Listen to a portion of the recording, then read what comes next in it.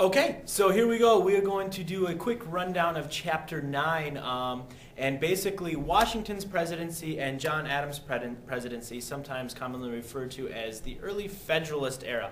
More on that in a moment. Washington, we agreed in class that he had an insanely difficult job, tremendously difficult. First president of the United States, and therefore he has no one to look to as an example. He has no one to kind of inspire him. He's doing everything on his own for the very first time with the eyes of the nation watching him. And he also knows that anything that he does will set an example for all future presidents. So a couple of things about Washington's presidency. It was overall, it was a very successful presidency. He had some challenges that he had to face here and there, but there wasn't really any big snags or any big hiccups. One of the things that Washington did to help him with his presidency was he established a cabinet. You remember in class we talked about a cabinet, not a place where you keep your china, like you might see here, not a cabinet like this, but a cabinet is just a group of political advisors. Secretary of State dealing with foreign countries, Secretary of the Treasury dealing with money, Secretary of Defense or Secretary of Military dealing with the Army and military and things like that. And so Washington had a group of advisors. Today the cabinet is much larger as the country has grown. We took a look at today at kind of the current cabinet that President Obama has and all the different cabinet positions. So he had his cabinet that helped him out with that. Helped him out with some of those tough jobs. All right, so during Washington's presidency, another kind of snag that he had was the Whiskey Rebellion. We talked about it in class as kind of Shays' Rebellion Part 2. Remember there was a tax on the whiskey given out here in kind of Pennsylvania area, kind of the rural area out here. There was a tax that the government put on the whiskey because they needed to raise money. Remember, the American Revolution had just ended a few years prior, and it was time to start paying back some of those war debts. And so George Washington's Secretary of the Treasury, Alexander Hamilton, more on him in a little bit, he demanded, or not demanded, but he suggested that we put a tax on whiskey to help raise money. Well, the farmers, they didn't really care much for this whiskey tax, right? You've got this guy here saying, I heart Shay, I reckon we showed that tax man, right? Remember the tarring and feathering of the tax collectors? Unlike Shays' Rebellion, where the Massachusetts government called the federal government and said, help, help, save us, right? Unlike Shays' Rebellion, Washington actually stepped in with his great big old boot, Alexander Hamilton riding in on him, and crushed the Whiskey Rebellion, wiped it out, ended the Whiskey Rebellion, and basically said, hey, look, we are the federal government, we are in charge, you will listen to us. So it wasn't a weak government like under the Articles of Confederation, ended the Whiskey Rebellion. All right, so those are kind of two, the cabinet and the Whiskey Rebellion, kind of two big topics of Washington's presidency. The other thing that we want to talk about with Washington's presidency is the end of his presidency. Remember, Washington, he was elected, chosen unanimously, and then he was re-elected. And when he was re-elected, so he had now served a total of 2 terms for 8 years, people said, hey, George, you gonna keep being president? You gonna stick on and still be president? And George said, no, I'm done. 2 terms, all right? No more, not going to serve anymore. He could have ran for re-election. And this was one of those marks he left on the presidency. Every president following George Washington, up until Franklin Delano Roosevelt, the 32nd president, served for 2 terms and stepped down. It wasn't a requirement that they had to stop after 2 terms, but they chose to run for 2 terms and resign because that's what Washington did. Franklin Delano Roosevelt, different story.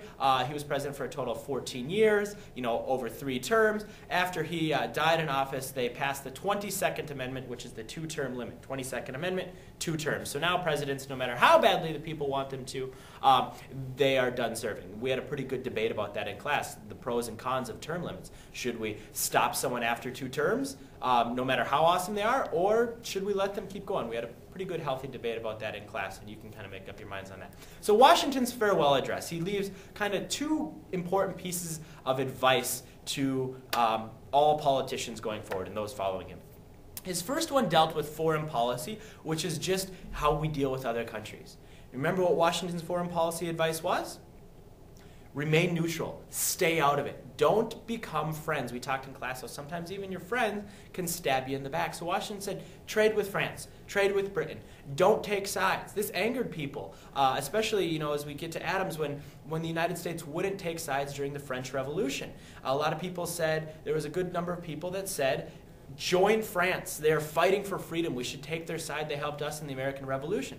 But no, Washington's foreign policy was to remain neutral. After all, the United States was this 98-pound weakling, just this little guy right here, this 98-pound weakling, and the United States wasn't ready to go engage or fight in another conflict. Just checking my time, we're good. So 98-pound weakling, foreign policy, remain neutral. Don't get involved. Leave Europe alone. And that's what the United States did for many, many, many, many years, up until about World War I, when we really entered onto kind of the international stage. So advice number one, foreign policy, stay out of it. Keep neutral, right? The United States, we've got all this land. Europe is way over there. They're an ocean away. Let's just worry about ourselves for right now over here. So that was his first bit of advice. And his second bit of advice was, whatever you do, at all costs, don't form political parties. Right? Remember, a political party is just a group of people who have shared ideas or common ideas about how government should be run. And Washington's advice was, don't form political parties. And it makes a lot of sense. He was afraid that if we formed political parties, that the country would become divided. They would take sides, and they would only worry about what's best for their party, not what's best for the country as a whole. And all you have to do is turn on the TV today, turn on talk radio today, and you hear Democrats and Republicans, people on both sides arguing back and forth, sometimes getting pretty nasty. And that's exactly what Washington warned against. In class, if you remember, we did our political party quiz, and you kind of saw whether you were more, liberal or Democrat or conservative or Republican, which kind of end of the spectrum. And most of us fell somewhere in the middle. And a lot of times we found that, hey, sometimes we even agree with the other side. Gasp, right? Heaven forbid that might happen, that we could find a way to compromise. So Washington said, avoid political parties. Don't do it. Bad idea. People didn't listen to Washington on that one. Remember, in his cabinet, he had basically two people who did not get along. He had Alexander Hamilton, who had this kind of view that government should be strong, national central government. We will call him a Federalist, strong, Schwarzenegger, Alexander Schwarzenegger Hamilton. This guy right here, the Federalists. And then we had Thomas Jefferson, his Secretary of State, who said, no, the federal government should not be strong. It should be limited in its power, or stronger state governments. All right, so we see the formation of our first political parties, the Democratic-Republicans and the Federalists. Remember the Federalists?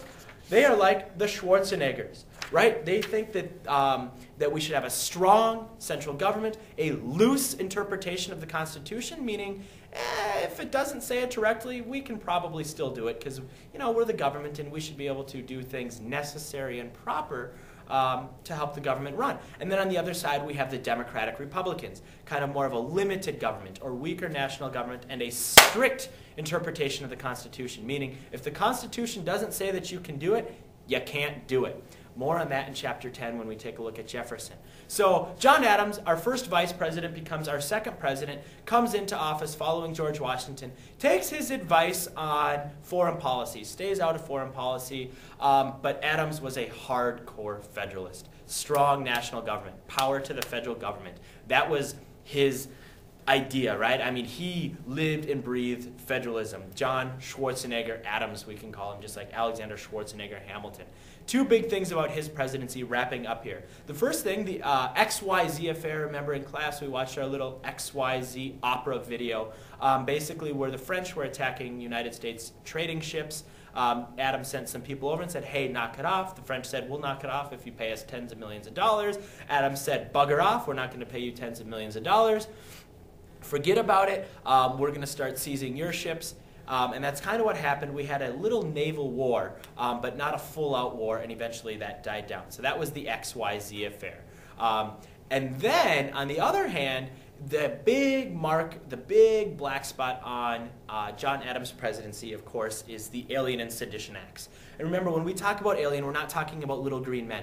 Remember, John Adams, real quick here, wrapping up to get under a limit, John Adams did not like his political opponents making fun of him or saying bad things about him, so he passed the Alien and Sedition Acts, which basically made it tougher for immigrants to come into the country, made it easier for him to kick out immigrants, legal immigrants, that's what we're talking about with aliens, immigrants, and it also, sedition, made it a crime to speak out against the government. That violates our First Amendment 5 freedoms: speech, press, right? John Adams took those away. The public erupted in anger. We're furious with John Adams, and we'll see in our next video, Chapter 10, basically how the Alien and Sedition Acts led to the end of Adams' presidency.